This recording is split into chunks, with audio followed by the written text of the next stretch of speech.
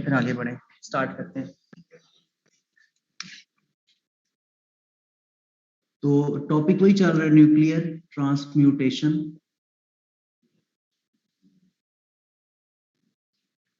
इसमें MCQ start करते हैं। एमसीक्यू है, if a nuclide X22890 transforms into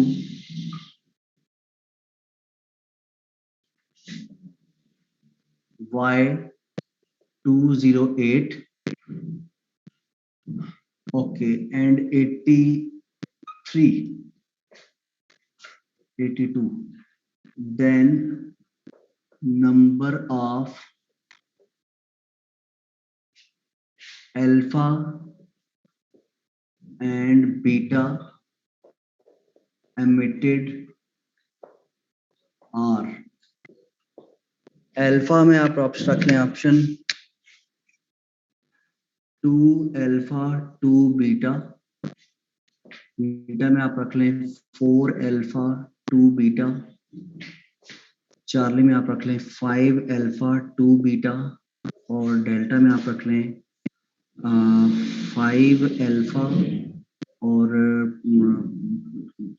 इसके बाद आप 4 बीटा रख लीजिए।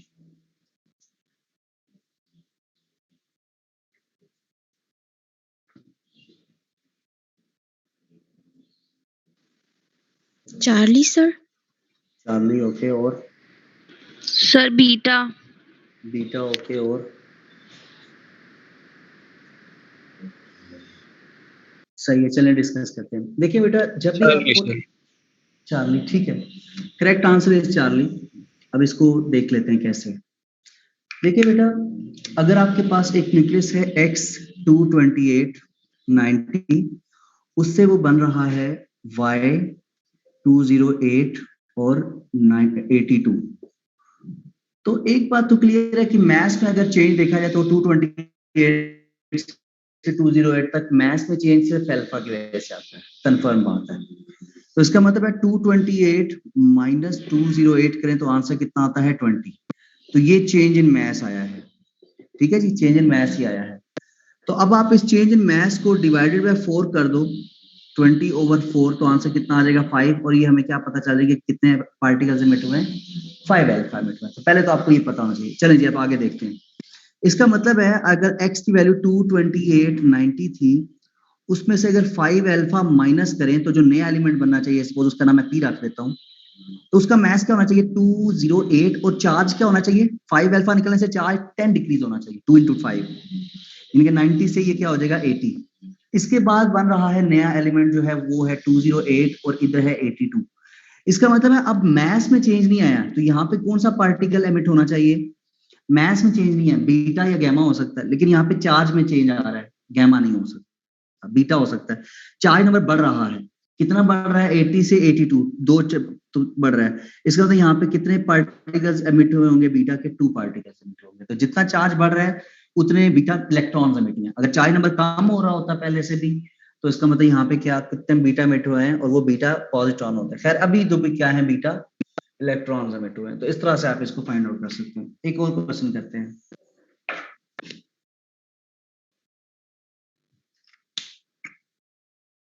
If a nucleus of mass number x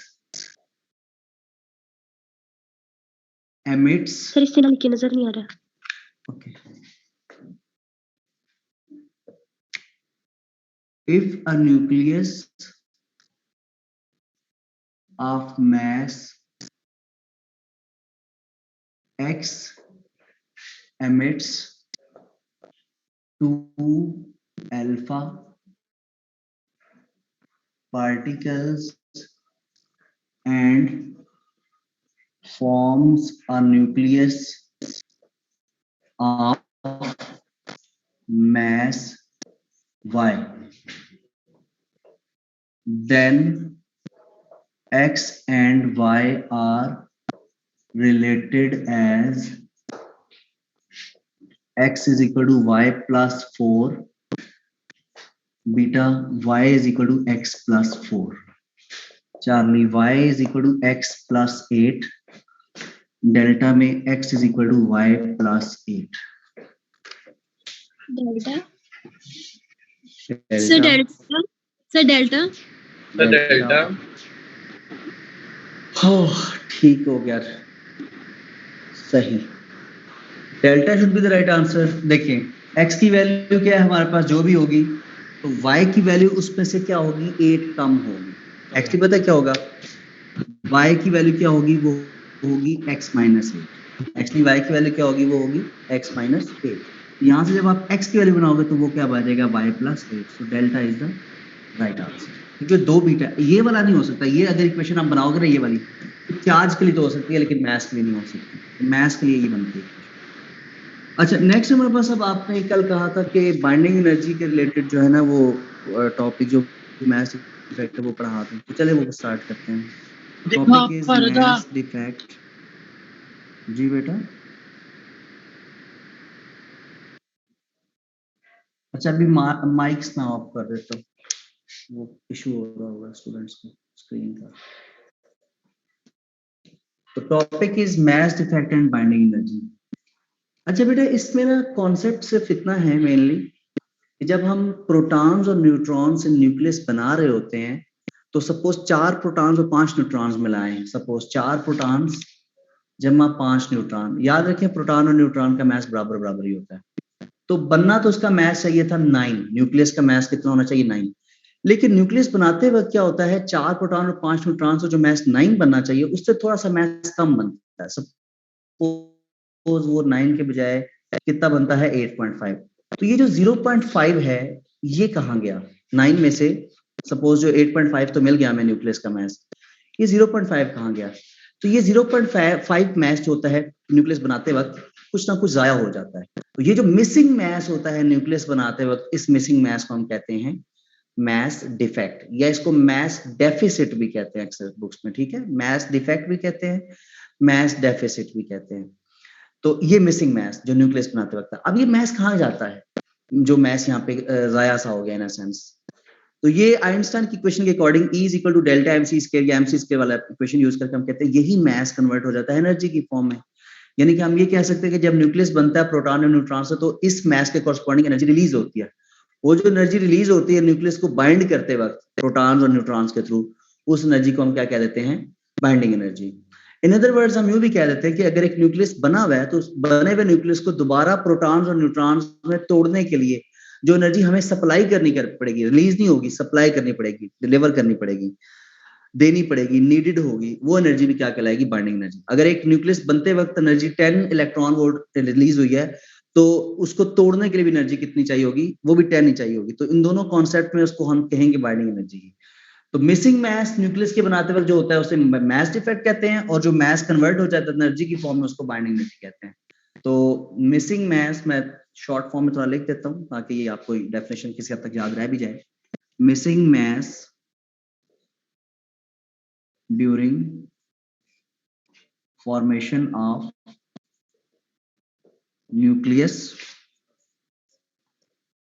from nucleons. Nucleons का मतलब है प्रोटॉन एंड न्यूट्रॉन। तो ये चीज क्या कहलाती है, दिस इज कॉल्ड, सिंबल का यूज करते हैं डेल्टा।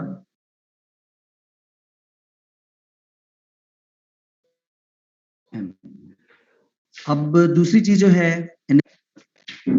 ड्यूरिंग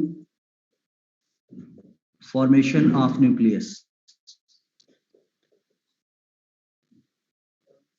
तो इसको हम क्या कहते हैं, this is called binding energy. और इसको अगर आप कैलकुलेट करना चाहते हैं तो इसका फॉर्मूला बन जाएगा binding energy is equal to delta M C square. ठीक है जी। जैसे आपको एग्जांपल दिखना, 4 प्रोटॉन्स जमा 5 न्यूट्रॉन्स मिलकर क्या बना रहे हैं, ये बना रहे हैं एक न्यूक्लियस जिसका मास कितना है 8.5 और 0.5 उसमें मिसिंग मास था। तो अब आप इसको क्या लिख सकते हैं, प्रोटॉन, एक प्रोटॉन का मास क्या होता है mp। दो प्रोटॉन्स का मास कितना होगा 2 mp। और किसी भी न्यूक्लियस में कितने प्रोटॉन्स होते हैं ZK की ये उसका एटॉमिक नंबर। तो इसका मतलब टोटल तमाम प्रोटॉन्स का मास क्या बन जाएगा, वो बन जाएगा हमारे पास ZMP, तमाम प्रोटॉन्स का मास मिलाकर। अच्छा 5 न्यूट्रॉन्स हैं, तो न्यूट्रॉन्स को हम क्या कहते हैं, न्यूट्रॉन्स की तादाद को हम कहते हैं A-Z। और एक न्यूट्रॉन का मास क्या हो जाएगा, वो मास ऑफ n कहलाएगा, neutron. Mass of Z mass of proton, तमाम प्रोटॉन्स का मास, A-Z मास ऑफ न्यूट्रॉन, तमाम न्यूट्रॉन्स का मास। अब वो 5 हैं, 10 हैं, 50 हैं, जितने भी हैं, इज टू या इज इक्वल टू, ये चीज क्या है, this is the experimental mass of nucleus, और साथ में क्या आ जाएगा, मास डिफेक्ट डेल्टा m। तो यहां से अब डेल्टा m की वैल्यू क्या बन जाएगी, delta m will be equal to Z mass of proton A minus Z mass of neutron minus mass of nucleus, जो कि एक्सपेरिमेंटल वैल्यू है। तो आप इस वैल्यू से डेल्टा m फाइंड कर सकते हैं, मास डिफेक्ट फाइंड कर सकते हैं। जब मास डिफेक्ट फाइंड हो जाए तो अब आप फिर इस इक्वेशन में पुट कर सकते हैं उसको, ठीक है। अच्छा एक चीज मैं आपको बता देता हूँ, नॉर्मली हमारे पास डेल्टा m जो होता है ना, ये एक एडिशनल इंफॉर्मेशन है। नॉर्मली जो डेल्टा m होता है ये approximately 1% of mass of nucleus होता है, अप्रोक्सीमेटली। इसमें जो लॉस आता है वो नॉर्मली कितना होता है, 1% होता है उसका टोटल मास ऑफ न्यूक्लियस का। ये एक एडिशनल इंफॉर्मेशन है, नॉर्मली ये देखने में आया कि ऐसा ट्रेंड हमें मिलता है, ठीक है। बहुत ज्यादा लॉस नहीं होता, ऑलमोस्ट 1% होता है। अच्छा अब देखिए इसमें अब आप चाहें तो डेल्टा m को यहाँ पे पुट कर सकते हैं। अगर फर्ज करें लेट आपके पास मास डिफेक्ट कितना है, वो 1 mu है, ठीक है। 1 mu होता है 1.6606 into 10 की पावर -27 kg, ठीक है, इतने kgs। तो अब आप इसके करस्पॉन्डिंग अगर बाइंडिंग एनर्जी कैलकुलेट करते हैं तो क्या बनती है, binding energy is equal to delta m c²। Delta m की वैल्यू कितनी होगी, आप पुट करेंगे 1.66 into 10 की पावर -27, c² कितना होता है 9 into 10 की पावर 16, वो मैंने 3 into 10 की पावर 8 का स्क्वायर कर दिया है। और हम नॉर्मली एनर्जीज को इलेक्ट्रॉन वोल्ट्स में बताने के लिए यहाँ पे 1.610 की पावर -19 से डिवाइड करते हैं, तो आंसर कितना आता है 931 मेगा इलेक्ट्रॉन वोल्ट। इसका मतलब ये है कि अगर कभी मास डिफेक्ट 1 mu का हो या इतना हो, तो उसके कॉरस्पॉन्डिंग जो एनर्जी रिलीज होगी वो कितनी होगी, वो इतनी होगी 931। वैसे इतनी होती नहीं है, ये बहुत ज्यादा वैल्यू, ये बहुत ही ज्यादा वैल्यू। 1 mu का मास डिफेक्ट भी नॉर्मली नहीं होता, 1 mu से कम ही होता है मास डिफेक्ट, ठीक है, ये याद रखिएगा। तो इसलिए आज हम फिर कह सकते हैं एक शॉर्टकट क्या बना सकते हैं, शॉर्टकट हमारे पास ये बन सकता है कि binding energy is equal to delta m multiplied by 931 mega electron volt. ये हम एक शॉर्टकट बना सकते हैं, लेकिन इसमें याद रखिएगा कि आपने डेल्टा m किस फॉर्म में होगा, इन mu होगा, किलोग्राम्स में नहीं पुट करना। आपको अगर डेल्टा m की वैल्यू MUs में पता है तो आप डायरेक्टली इसमें पुट करके उसकी बाइंडिंग एनर्जी फाइंड कर सकते हैं, ठीक है। डायरेक्टली हम क्या कर सकते हैं, बाइंडिंग एनर्जी फाइंड कर सकते हैं। अब यहाँ पे एक टर्म यूज की जाती है पैकिंग फ्रैक्शन। पैकिंग फ्रैक्शन क्या होती है, पैकिंग फ्रैक्शन को नॉर्मली हम F से रिप्रेजेंट करते हैं। तो F की वैल्यू क्या होती है, डेल्टा m ओवर A, यानी कि mass defect per nucleon. Nucleon क्या होता है, न्यूक्लियस के अंदर एग्जिस्ट करने वाले पार्टिकल्स की तादाद, यानी कि एटॉमिक मास, आसान लफ्जों में प्रोटॉन और न्यूट्रॉन्स का सम। तो this is the mass defect per nucleon. इसका आसान लफ्जों में फिजिकल मीनिंग क्या है, अगर सपोज 4 प्रोटॉन्स और 5 न्यूट्रॉन्स ने मिलकर जो मास डिफेक्ट दिया था वो कितना था, मिसिंग मास था वो 0.5 था सपोज। अब वो 0.5 में जो मिसिंग मास है वो 9 पार्टिकल्स का कंट्रीब्यूशन है, 4 प्रोटॉन्स और 5 न्यूट्रॉन्स का सपोज। अब अगर आप उसको टोटल मास डिफेक्ट को टोटल नंबर ऑफ पार्टिकल से डिवाइड कर दो, यानी कि एटॉमिक मास A से अगर डिवाइड कर देते हैं तो हमें क्या चीज मिलती है, इस बात का ये मतलब होता है कि 9 पार्टिकल्स में से हर पार्टिकल ने मास डिफेक्ट में, टोटल मास डिफेक्ट में कितना कितना कंट्रीब्यूट किया है, कितना कितना उसका हिस्सा है उसमें, ठीक है। तो ये हमें क्या बताता है, contribution of single particle towards the total mass defect. तो पैकिंग फ्रैक्शन में ये बताती है। और इसका अगर हम ग्राफ बनाएं यहाँ पे, वो मैं एक ट्रेंड समझा देता हूँ। यहाँ पे हम डेल्टा m ओवर A रखेंगे और इस तरफ हम एटॉमिक नंबर रखते हैं, ठीक है। तो ये ग्राफ नॉर्मली इस फॉर्म में बन रहा होता है, ऐसा इस पैटर्न का। मैं बुक के लिहाज से बना रहा हूँ, वैसे ये ग्राफ जो होता है वो थोड़ा सा नीचे से होकर फिर ऊपर आता है, बट बुक में इसको ऐसे बनाया हुआ है एफएससी लेवल पे, तो मैं भी ऐसे ही बना रहा हूँ इसका ग्राफ। और ये वैल्यू याद रखिएगा, इसकी वैल्यूज जितनी होती हैं वो सारी नेगेटिव होती हैं, इसकी सारी वैल्यूज क्या होती हैं वो यहाँ पे नेगेटिव। इसके बॉटम पे यहाँ पे क्या एग्जिस्ट कर रहा होता है, आयरन, और इसके टॉप पे यहाँ पे एग्जिस्ट कर रहा होता है हाइड्रोजन। ग्राफ का पैटर्न समझ लें, क्योंकि ग्राफ की वो जो वैल्यूज है ना वो नहीं आपको पूछी जाएंगी, पैटर्न बस पता होना चाहिए। एक चीज आपको बता देता हूँ कि पैकिंग फ्रैक्शन जो है ये इनवर्सली प्रोपोर्शनल होती है स्टेबिलिटी की। जो ग्राफ में जितना नीचे होगा इसमें उतना ही ज्यादा वो स्टेबल होगा। तो डेल्टा एम ओवर ए जो है ये इनवर्सली प्रोपोर्शनल है स्टेबिलिटी के, ठीक है जी। ये फैक्टर जो है ये इनवर्सली प्रोपोर्शनल होता है स्टेबिलिटी के। तो इस ग्राफ में जो जितना नीचे की तरफ एलिमेंट होता है वो उतना ही ज्यादा स्टेबल होता है। और डेल्टा एम ओवर ए की वैल्यूज नॉर्मली हम नेगेटिव ही यूज कर रहे होते हैं। इसके बाद दूसरी टर्म यूज की जाती है बाइंडिंग फ्रैक्शन, वो एक रेदर इंपॉर्टेंट टर्म है।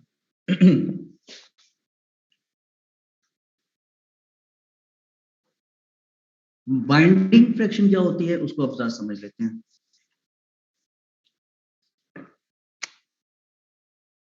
बाइंडिंग फ्रैक्शन, बाइंडिंग फ्रैक्शन हम कहते हैं that is the binding energy per nucleon, और ये चीज डायरेक्टली प्रोपोर्शनल होती है किसके, स्टेबिलिटी ऑफ न्यूक्लियस के।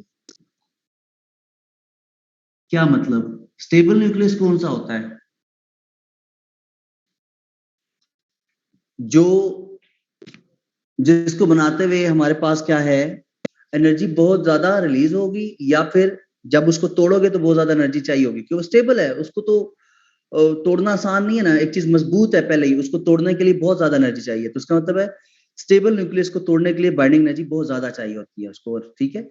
तो स्टेबल न्यूक्लियस याद रखिएगा, stable nucleus has more binding energy, ठीक है, क्योंकि वो जितना स्ट्रॉन्ग स्टेबल होगा उसको तोड़ना उतना ही मुश्किल हो गया। जो अनस्टेबल है वो तो पहले ही लड़खड़ा रहा है, उसको थोड़ी सी एनर्जी दो वो टूट जाएगा, ठीक है। तो बाइंडिंग एनर्जी पर न्यूक्लियन क्या है कि टोटल बाइंडिंग एनर्जी में एक एक सिंगल पार्टिकल का कितना कंट्रीब्यूशन है, सेम वही जैसे मैथ से करता था। टोटल बाइंडिंग एनर्जी में टोटल सिंगल एक पार्टिकल का कंट्रीब्यूशन कितना है। तो इसका जो ग्राफ बनता है वो नॉर्मली इस शेप का बनता है। इस तरफ क्या है हमारे पास बाइंडिंग एनर्जी पर न्यूक्लियन है, और इस तरफ क्या है एटॉमिक मास है। तो ग्राफ कुछ इस शेप का बन रहा होता है। इस जगह पे हाइड्रोजन होता है, यहाँ पे कहीं हीलियम होता है, यहाँ पे आयरन होता है, यहाँ पे लास्ट में कहीं जाके यूरेनियम आता है, यहाँ पे क्रिप्टॉन, यहाँ पे कहीं बेरियम वगैरह भी एग्जिस्ट करते हैं, ठीक है। तो एक बात बड़ी क्लियर है कि इस ग्राफ में आप जितना ऊपर की तरफ जाएंगे उसकी स्टेबिलिटी उतनी ज्यादा होगी, जितना हम ग्राफ में ऊपर पे जाते हैं। तो हाईएस्ट पॉइंट पे हमारे पास जो एग्जिस्ट कर रहा है वो आयरन है।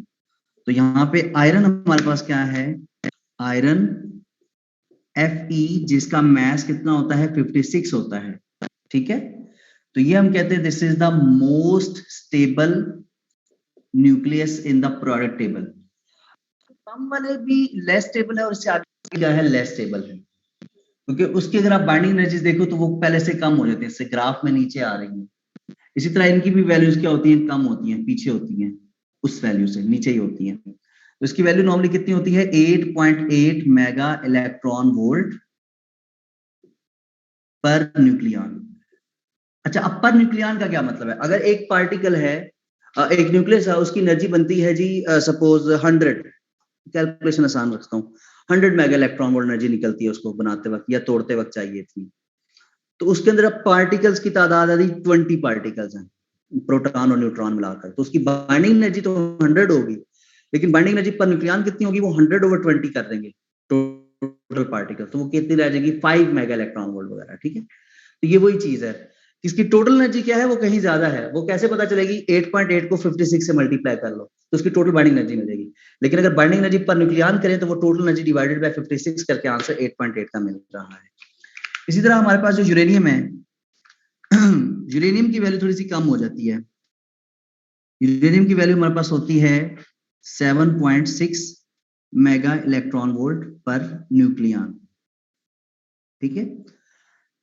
अब आप यहाँ पे कॉन्सेप्ट समझें कि जब भी कोई न्यूक्लियर रिएक्शन होता है तो वो दो तरह का हो सकता है।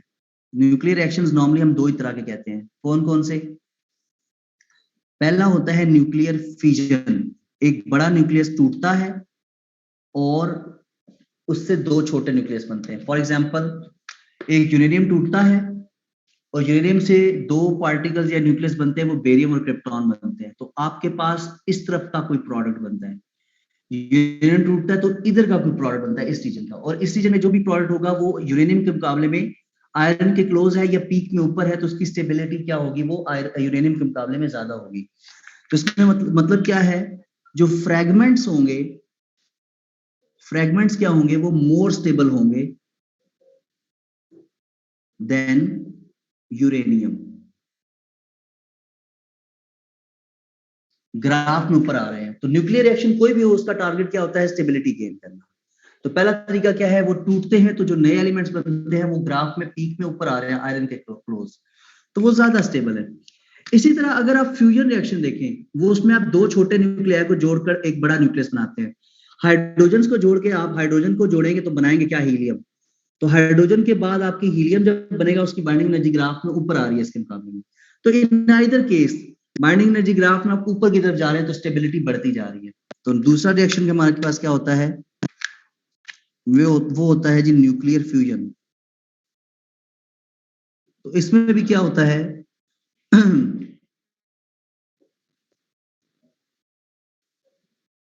फाइनल न्यूक्लियस जो होता है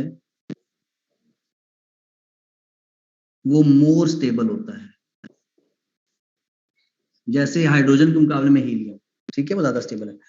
तो टारगेट क्या होता है किसी भी न्यूक्लियर रिएक्शन का, स्टेबिलिटी गेन करना, वो चाहे इधर से ऐसे करे चाहे इधर से ऐसे करे।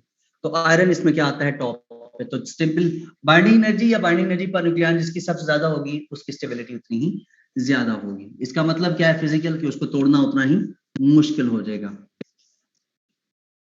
एक एमसीक्यू करें यहाँ पे,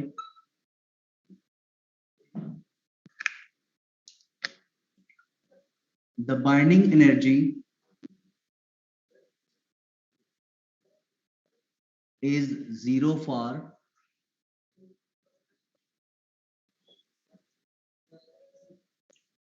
protium, deuteron, ट्राइटियम और हीलियम।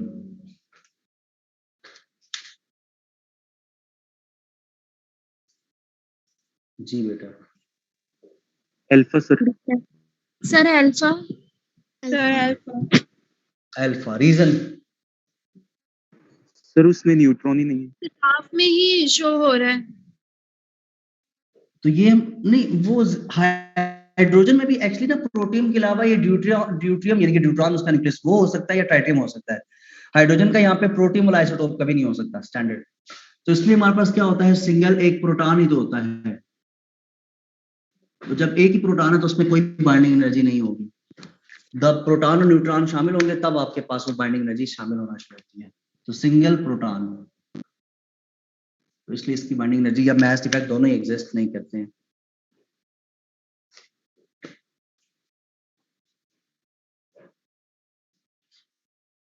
तो बस यही है इस टॉपिक में। बाकी एमसीक्यूज आप देख लीजिए अगर इन केस कोई आ गया तो। ये अब मैं टॉपिक से हट गया था, अब वापस मैं अपने टॉपिक पे आ रहा हूँ, हाफ लाइफ की। ठीक है बेटा, कोई कंफ्यूजन है तो पूछ सकते हैं सर।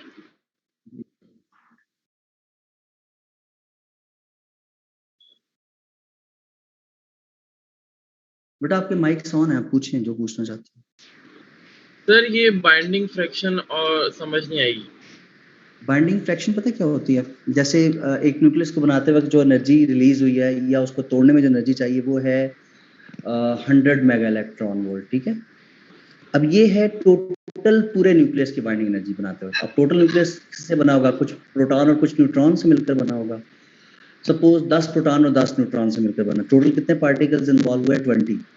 तो 20 पार्टिकल्स ने कितनी एनर्जी रिलीज करवाई, टोटल 100 मेगा इलेक्ट्रॉन वोल्ट। अब अगर आपसे पूछा जाए कि हर सिंगल पार्टिकल ने कितनी एनर्जी रिलीज करवाई है, उसने कितना उसमें कंट्रीब्यूशन दिया है, उसकी डोनेशन कितनी है उस काम में, टोटल बाइंडिंग एनर्जी में 100 वाले में, तो आप क्या करते हैं 100 divided by total number of particles कर लेते हैं, यानी कि एटॉमिक मास। तो 100 ओवर यानी कि binding energy over atomic mass यानी कि A। तो ये फिर क्या कहलाएगी, बाइंडिंग फ्रैक्शन, कि fraction of the binding energy from each constituent particle. वो कंस्टिट्यूएंट पार्टिकल्स क्या होते हैं? प्रोटॉन होते हैं या न्यूट्रॉन। तो उस फ्रैक्शन को जो बाइंडिंग एनर्जी में वो कंट्रीब्यूट कर रहे हैं, उस फ्रैक्शन को हम क्या कह देते हैं? Binding fraction. बेटा आप क्लियर हो गया ये पॉइंट? और सर आपने जो ये ग्राफ में बोला फिजन फ्यूजन वाला, कि जो फिजन जो है वो पीछे जाके मतलब उसके जो फ्रेगमेंट्स है वो पीछे बनेंगे। फ्यूजन याद रखिएगा एक बात, फ्यूजन जब भी आप करोगे ना, वो उनकी करोगे जिनका एटॉमिक मास 56 से छोटा है। नॉर्मली हम 50 से छोटे वालों से करवाते हैं। और जो फिजन है वो कौन करते हैं? जिनका एटॉमिक मास नॉर्मली जो होता है वो ज्यादा होता है। और ये इसमें 82 से ज्यादा नॉर्मली इसका मास रखते होते हैं ज्यादातर, मोस्टली। ट्रेंड है लेकिन हमेशा नहीं है। ज्यादा वाले आयरन से आगे वाले सबका करवाई जा सकती है फ्यूजन, लेकिन नॉर्मली हम इससे आगे का कराते होते हैं। ठीक है, तो फ्यूजन में टूट के, क्योंकि अगर आप फ्यूजन कराते हो ना इससे आगे की, तो फ्यूजन से तो फिर वो और बड़ा न्यूक्लियस बनना, तो वो फिर लेस स्टेबल होगा। ऐसा हो नहीं सकता। ठीक है सिर्फ फ्यूजन में 2 हाइड्रोजन मिलके हीलियम बनाएंगे। हाँ जी। और जो फिजन में यूरेनियम टूट के बेरिलियम बनाएगा। बेरियम और क्रिप्टॉन दो टूट के, फिजन टूटने को कहते हैं और फ्यूजन जुड़ने को कहते हैं। क्रिप्टॉन और बेरियम टूट के आयरन बनाएंगे। नहीं नहीं नहीं, लाजमी नहीं है। यूरेनियम से बेरियम और क्रिप्टॉन बनेंगे। लाजमी नहीं है बेरियम और क्रिप्टॉन बने। इधर स्ट्रोंशियम भी होता है, मोलिब्डेनम भी होता है, टिन भी होता है, जीनॉन भी होता है। तो इसमें से कोई भी 2 फ्रैगमेंट्स बन सकते हैं। यूरेनियम से बेरियम और क्रिप्टॉन नहीं, कोई भी ऐसे 2 फ्रैगमेंट्स बन सकते हैं जो आयरन के करीब है, यानी कि ग्राफ में ऊपर की तरफ है, ज्यादा स्टेबल है। ठीक है, ये कोई शर्त नहीं है बेरियम और क्रिप्टॉन ही बनने हैं। क्लियर? चलिए जी स्टार्ट करते हैं नेक्स्ट टॉपिक। अब मैं फिर जी बेटा सर आपने बताया जैसे कि 8.8 मेगा इलेक्ट्रॉन वोल्ट जो हमारे पास आयरन है उसके लिए जो एनर्जी है, तो सर जब आयरन को जब उसकी ब्रेकडाउन अगर हमने इसको करना है तो हम उसको इतनी ही एनर्जी देंगे? ये बाइंडिंग एनर्जी नहीं है, ये उसकी बाइंडिंग एनर्जी पर निकलना है। बाइंडिंग एनर्जी निकालनी है तो उसको 8.8 को 56 से मल्टीप्लाई करो पहले, तो आंसर जो बनेगा ये इसकी बाइंडिंग एनर्जी है। तो इसका मतलब है आयरन को बनाते वक्त इतनी एनर्जी रिलीज हुई थी, या जब उसको तोड़ना होगा तो इतनी एनर्जी हमें सप्लाई करनी पड़ेगी, बस ये इसका मतलब है। ठीक है सर, ये बाइंडिंग एनर्जी पर न्यूक्लियन को ऐसे क्यों जाहिर किया? इसको ऐसे भी तो किया जा सकता था, और इसकी कोई वैल्यू है? किसकी? इसे हमें किस एमसीक्यूज आएंगे? बेटा दोबारा पूछें, आपका क्वेश्चन थोड़ा आराम से पूछिए। सर, आपने बाइंडिंग फ्रिक्शन का हमें बताया ना, तो इसको ऐसे क्यों आपने वो जो रिप्रेजेंट किया, इसको ऐसे भी तो किया जा सकता था, और इसे हमें कैसे क्वेश्चन आएंगे? मतलब उसमें बाइंडिंग एनर्जी ये ए से मुराद क्या है? एटॉमिक मास है, पार्टिकल्स की तादाद जो एटॉमिक मास होता है, प्रोटॉन प्लस न्यूट्रॉन। इधर भी यही है। तो सर आपने पर न्यूक्लियन क्यों इसको लिखा? इसको स्टेबिलिटी से रिलेट किया जा सकता है। नॉर्मली तक स्टेबिलिटी का रिलेशन क्या है, बाइंडिंग फ्रैक्शन का क्या है, और पैकिंग फ्रैक्शन का स्टेबिलिटी के साथ क्या लिंक है, ये पूछा जा सकता है। ये वैल्यूज पूछी जा सकती हैं। आपको कोई न्यूक्लियस की वैल्यू बताकर आपसे पूछा जा सकता है। जैसे मैंने कल आपको वो मास ऑफ प्रोटॉन न्यूट्रॉन बताए थे ना एमयूज की फॉर्म में, तो वो वैल्यूज अगर आपको याद है तो आप ये जो डेल्टा एम वाला फॉर्मूला मैंने लिखवाया था बड़ा सा, उस फॉर्मूला के थ्रू आप मास डिफेक्ट और या फिर इससे बाइंडिंग एनर्जी कैलकुलेट कर सकते हैं। सर, ये एटॉमिक मास नंबर है? ए एटॉमिक मास नंबर होता है। ठीक है बेटा, चलो। सर आपने एक जगह बाइंडिंग एनर्जी पर न्यूक्लियन को स्टेबिलिटी के साथ डायरेक्टली रिलेट किया है, और दूसरी जगह मास डिफेक्ट और न्यूक्लियन को इनवर्सली रिलेट किया है स्टेबिलिटी के साथ। उसकी वजह पता है क्या है? मैं आपको बताता हूँ। मास डिफेक्ट ना पता क्या होता है, ये देखो जरा। जब हम mass defect for packing fraction लिखते हैं तो हम इसका फॉर्मूला यूं लिखते हैं, mass of nucleus minus z mass of proton plus a minus z mass of neutrons divided by atomic mass. Normally हम जब पैकिंग फ्रैक्शन करते हैं तो इस चीज को पहले लिखते होते हैं, मास ऑफ न्यूक्लियस पहले लिखते हैं। मास ऑफ न्यूक्लियस छोटा होता है, जैसे 8.5 था, किससे? 4 + 5 से। तो 8.5 - 9 तो आंसर नेगेटिव हो जाएगा। तो डेल्टा एम ओवर ए का आंसर जो नॉर्मली हम पैकिंग फ्रैक्शन में लेते हैं ना, वो फॉर्मूला हम एक्चुअली ये यूज करते हैं। तो इसका आंसर हमेशा क्या आता है? ये नेगेटिव आता है। तो नेगेटिव आने की वजह से फिर हम कह देते हैं कि इसका ताल्लुक स्टेबिलिटी से क्या हो गया? इन्वर्स हो गया। सिर्फ ये मैथमेटिकल गेम है और कोई ताल्लुक नहीं है इससे। ये मैथमेटिकल कॉन्सेप्ट है। यहाँ पर ना लिखा हुआ है जब 2 protons and 2 neutrons fuse together to form helium nucleus.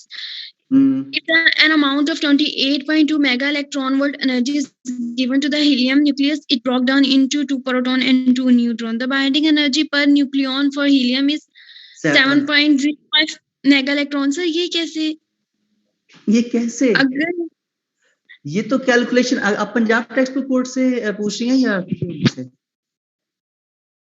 Sir notes में है सर, मैं पंजाब से ही हूँ। हाँ, तो उसमें तो बुक पे एग्जांपल सॉल्व की हुई है पूरी तरह से, इसको ना उसमें कैलकुलेट किया हुआ है कि इसमें जो मैथ डिफेक्ट आता है वो 0.0303 समथिंग इतना कोई मैथ डिफेक्ट आता है सारा, फिर उसको इस फार्मूला में पुट करें तो जो बाइंडिंग एनर्जी आती है वो आती है 28.2 मेगा इलेक्ट्रॉन वोल्ट। तो ये है हीलियम बनाते वक्त, यानी कि आप delta M is equal to Z mass of proton plus N mass of neutron, आप यूं लिख लो इसको, माइनस mass of nucleus, ठीक है। Z mass of proton 2 protons होते हैं तो mass of proton नॉर्मली कितना होता है 1.007276 और नंबर ऑफ न्यूट्रॉन्स कितने हैं 2 ही है और mass of neutron होता है 1.008665 और mass of nucleus जो है वो कार्बन 4 पॉइंट समथिंग दिया होगा यहाँ पे।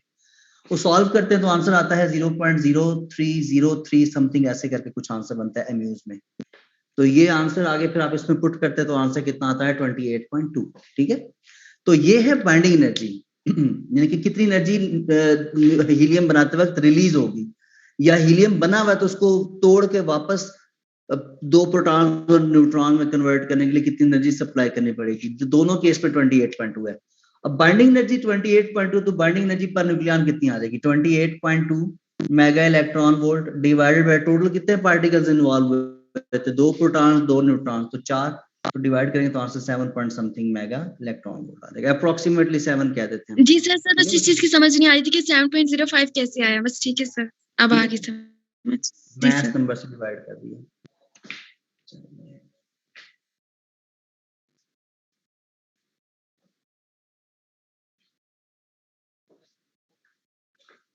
अच्छा बेटा, सर आयरन से भी ज्यादा किसी की कोई ज्यादा स्टेबल है आयरन से ज्यादा?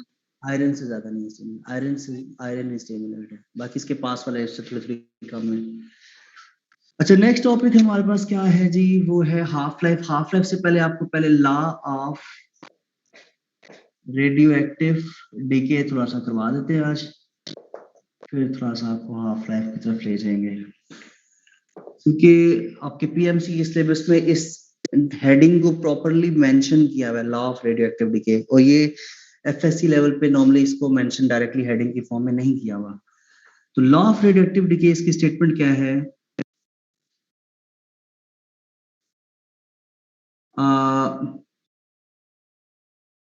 the rate at which a radioactive sample decays is directly proportional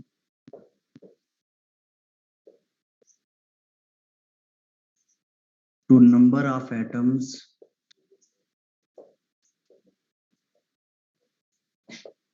present at that instant। ठीक है जी, ये इसकी स्टेटमेंट है। इस लिहाज से अगर आप देखें तो क्या इसका फॉर्मूला बनेगा, delta N over delta T, ठीक है जी। तो ये डिपेंड करते हैं या प्रोपोर्शनल हैं किसके, number of atoms present initially, या उस टाइम पे जो एटम्स की तादाद है, ठीक है, उस पर डिपेंड करता है। तो यहां से यहाँ पे हम जब इक्वालिटी लाते हैं डेल्टा एन ओवर डेल्टा, इसके साथ माइनस साइन भी होता है, delta N over delta T, क्योंकि डिके हो रहा है ना, तो डिके में नेगेटिव साइन आ रहा होता है कि नंबर ऑफ एटम्स पहले से कम हो रहे हैं, तो चेंज नेगेटिव होता है। जैसे शुरू में अगर 1000 है तो बाद में 500 हो जाएंगी, तो 500 माइनस 1000 करेंगे तो आंसर माइनस आया करेगा, ठीक है, माइनस इधर लगा रहेगा अभी, और साथ चाहे आप इक्वल लगाएंगे तो ये कांस्टेंट आएगा लैम्डा, ठीक है, और साथ में क्या आ जाएगा एन नॉट। तो यहां से आप माइनस को उधर शिफ्ट कर सकते हैं, ये बन जाएगा delta N over delta T is equal to minus lambda N या एन नॉट, ठीक है, सही। अब ये है एक्चुअल फार्मूला। अब इसको पंजाब टेक्स्ट बुक बोर्ड में एक और अंदाज से एक्सप्रेस किया गया, उसमें फिर लैम्डा की वैल्यू एडजस्ट किया हुआ है कि लैम्डा की वैल्यू क्या होती है, वो होती है जी delta N over delta T N not with minus sign. अब इससे एन नॉट को उन्होंने फिर मजीद ऐसे सेट किया हुआ है, delta N over N naught divided by delta T. अब इसको वो कैसे एक्सप्रेस करते हैं, ये नेगेटिव साइन चलता रहेगा साथ साथ। अब डेल्टा एन क्या है, नंबर ऑफ डिकेइंग एटम्स, यानी कि शुरू में अगर 1000 थे तो एक हाफ लाइफ के बाद कितने हो गए 500, तो डिके कितने हुए 500, या दो हाफ लाइफ के बाद वो 250 हो गए, 500 से भी आधे हो गए, तो डिके कितने हो गए 1000 से 250 तक 750, ये डिके हो चुके हैं। तो ये डेल्टा एन क्या कहलाता है, नंबर ऑफ डिकेइंग एटम्स, ठीक है जी।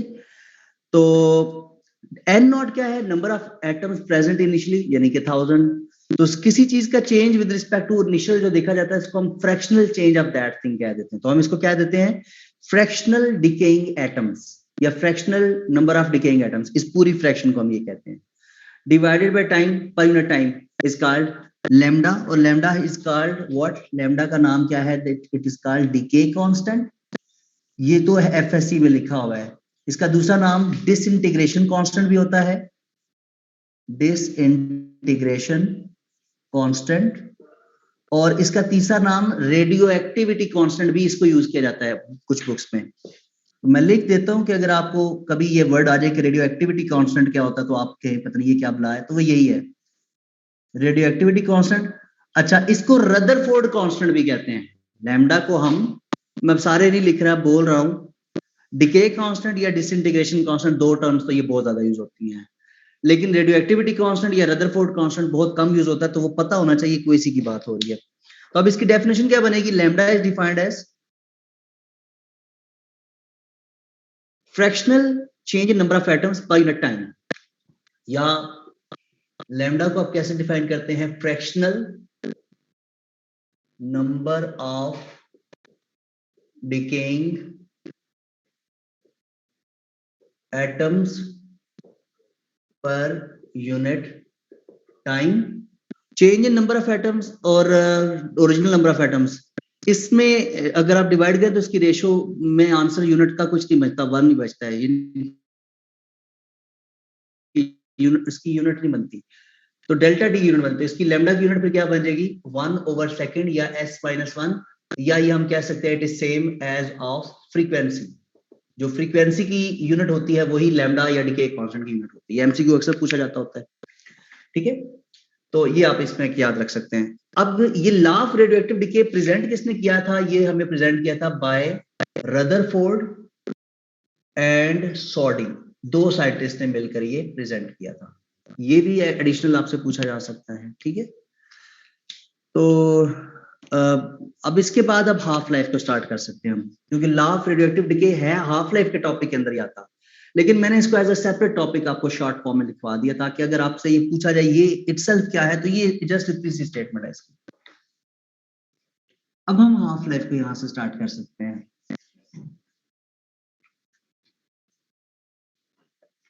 सबसे इंपॉर्टेंट टॉपिक जो आपका है आपके सिलेबस में इस यूनिट से वो हाफ लाइफ ही है, इसी के रिलेटेड क्वेश्चंस आपको समझने हैं।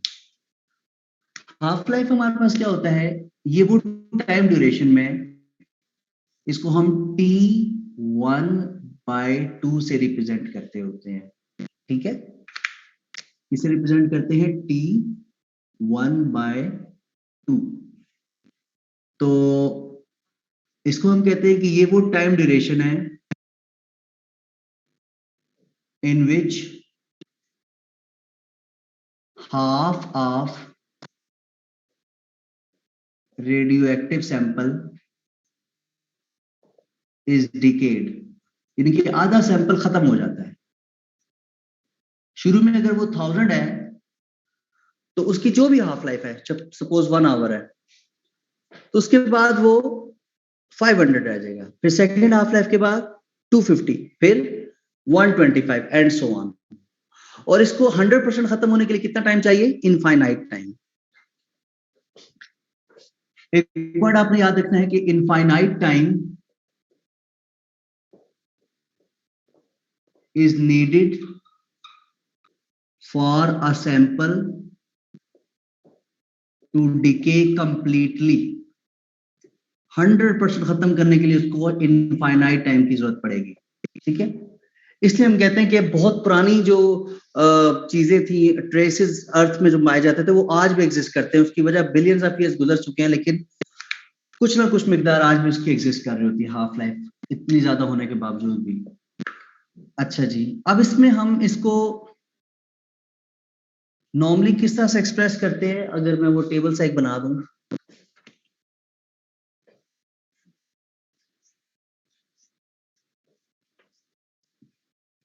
या ये टेबल मैं कल ही बनाऊं बेहतर है। मैं अभी यहाँ पे सिर्फ डिके कर्व लिख देता हूँ, डिके कर्व समझा देता हूँ आपको, तो क्योंकि टाइम कम है लेक्चर में।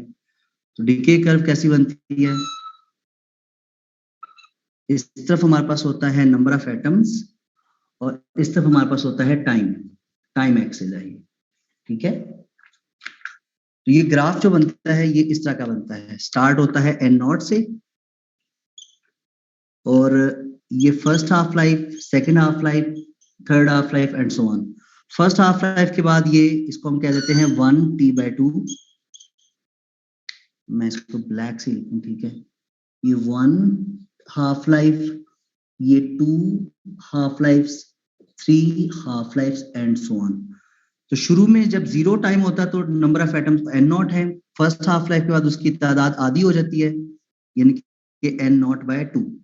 2 हाफ लाइफ के बाद उनकी तादाद उससे भी आधी हो जाती है, वो बन जाती है n0/4। 3 हाफ लाइफ के बाद तादाद उससे भी आधी हो जाती है, ये बन जाती है n0/8। तो आपके पास जो कर्व बनती है वो इसके ऊपर ये वाला पॉइंट आएगा, इसके ऊपर ये वाला पॉइंट आएगा और इसके ऊपर कहीं ये वाला पॉइंट आएगा। तो ये कर्व कुछ इस शेप की बनती है, ऐसे, ठीक है। तो इसको हम कहते हैं this is the decay curve, और इस डिके कर्व की जो इक्वेशन है वो होती है n = n0 e⁻ λ × t, ये इसका फार्मूला होता है, ठीक है। और ये कौन सी कर्व है, this is the exponential decreasing curve. तो ये एक्सपोनेंशियली नीचे आ रही है, लीनियरली नीचे नहीं आती है कर्व, ठीक है। और इस इक्वेशन की क्या है वैल्यू, इक्वेशन क्या है, n = n0 e⁻ λ t। n0 क्या है, number of atoms present initially, n क्या है, नंबर ऑफ रिमेनिंग एटम्स। तो n यहाँ पे क्या है, number of remaining atoms, lambda यहाँ पे आपको पता है वो क्या है, वो डिके कांस्टेंट है। E जो है वो एक्सपोनेंट है, 2.71 होता है, जैसे आपको पहले भी पढ़ाया था, एक्सपोनेंशियल फंक्शंस हमेशा है। अच्छा याद रखिए, एक्सपोनेंशियल फंक्शंस को 0 होने के लिए भी इनफाइनाइट टाइम चाहिए होता है और 100% होने के लिए भी इनफाइनाइट टाइम चाहिए होता है, ये जनरल बात याद रखें। जैसे चार्जिंग डिस्चार्जिंग में आपको शायद समझाया हो इलेक्ट्रोस्टैटिक्स में। बाकी n0 यहाँ पे क्या है, number of atoms present initially, और t से मुराद यहाँ पे क्या है, वो टाइम है, ये कितना टाइम पास कर चुका है। अब वो टाइम 1 हाफ लाइफ भी हो सकता है, 2 भी हो सकता है, 3 भी हो सकता है, कुछ भी हो सकता है। तो ये यहाँ पे इस तरह की, तो ये कुछ एमसीक्यूज हैं। कर्व जो है वो इस तरह से बनती है, एक्सपोनेंशियली डिक्रीजिंग कर्व होती है, इसकी ये इक्वेशन होती है, इसके फैक्टर्स के नाम ये हैं। तो बेसिकली यही आज के लिए आज काफी है, कल मैं इसके आगे जो डिटेल है सारी वो यहाँ से स्टार्ट करूंगा, ठीक है बेटा। ना ख्याल रखिएगा सब, कल से मुराद ये है कि मंडे को इंशाल्लाह। अल्लाह हाफिज।